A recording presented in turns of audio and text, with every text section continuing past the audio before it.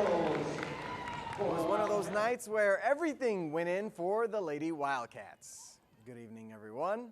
Tonight, I heard the funniest thing ever said at a basketball game. There was a fan at the Northern Michigan basketball game yelling, "Put the brown thing in the round thing." That's awesome. I thought it was hilarious.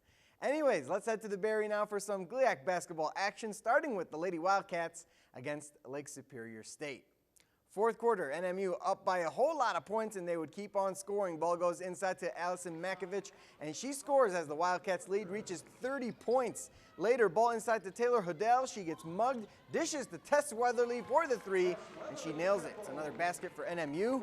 The Lakers would battle back in the fourth, but it would be Hodell keeping them at bay. She had 18 points to lead all scorers as the Lady Wildcats get another win, topping Lake Superior State 73-57. Let's check out the men, see if they can end their four-game skid. Opening possession of the game, Jordan Perez goes baseline. The turnaround fadeaway shot gets a nice bounce, and it's good for the first NMU points. Later, it's Perez down low to Donnell Seegers, and the senior makes a nice move in the post, and his shot is good as he keeps this a tie game. Moments later, Naba Eccles brings the ball up, and he will fire from three, and it's good as NMU takes the lead, but they would struggle in the second half, and it would be the Lakers coming out on top in this one, 83-74. Let's get in Houghton. It was the Lady Huskies knocking off Northwood 69-60. Kylie Moxley scores 34 for MTU, 3 points shy of the school record. The men couldn't get the job done against Northwood as they fall 73-63. Kyle Monroe led the Huskies with 13 points. To Marquette now, Brad Nelson and the Redmen hosting Dan Waterman and the Miners. Second quarter, Nagani with the ball. Check out Dre Tumanen. He wants to dance, but he'll just settle for the floater there. He had 16 points on the night for the Miners. Later, Marquette looking to respond. Alex Duvall says, "Oh, look, a wide open lane." His layup is good as he chips away at the lead. Later, Miners work the ball around, try to get it inside the post. It's going to get knocked around, but it will eventually find the hands of Trent Bell. Marquette would battle back in the second half, but it would be Nagani staying undefeated on the season with a 49-39 victory. To the boys' scoreboards now, and we have a pair of games that went into overtime. It was Houghton over Kingsford, 61-57. Westwood gets a big OT road win over Norway, 54-46. Luke Gray and Connor Hanlon scored 19 each for the Patriots. No overtime needed in Iron Mountain, though, as the Mountaineers take down West Iron County 64-20. Carson Wonders had 24 for Iron Mountain.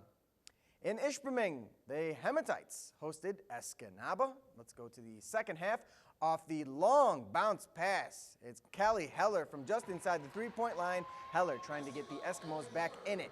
But for the Hematites, Mariah Austin decides she doesn't want two, she wants three. And the free throw would go in as well. Later on, it's the sophomore, Katie Lohman, going through defenders and high off the glass.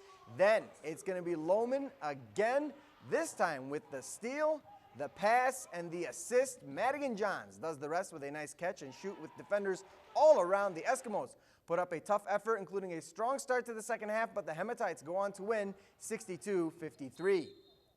To the girls' scoreboards now, as Marquette gets the win in Houghton, 42-37. Therese Leedy had 15 points and 9 rebounds for the Patriots. And a matchup pitting Class ABC's number 2 and Class D's number 1. It was Newberry over St. Ignace, 54-50. It was Norway with the road win over GWINN, 53-37. Jordan Kramer had 17 for the Knights. Tierra Taylor had 16 for the Model Towners. Calumet remains undefeated as they take down West Iron County 65-37. Peyton Gast and Alexis Destramp scored 12 each as Lake Linden Hubble tops Dollar Bay 44-37.